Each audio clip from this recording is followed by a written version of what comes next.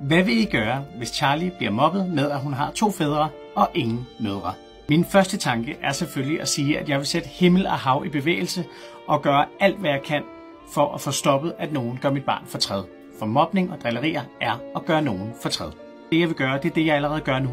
Jeg prøver at fortælle om vores familie, jeg prøver at åbne op, jeg prøver at fjerne nogle af de ting, som folk ikke forstår eller ikke ved.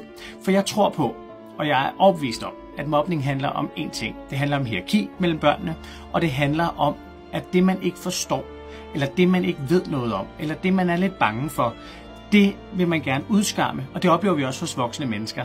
Vi har generelt tendens til at mobbe og udskamme folk, der lever på en anden måde, end vi selv gør. Særligt, hvis vi ikke selv kender til det, eller kender nogen, der lever som dem. Så jeg tror på, at det bedste, man kan gøre mod mobning, det er at være åben, fortælle om det.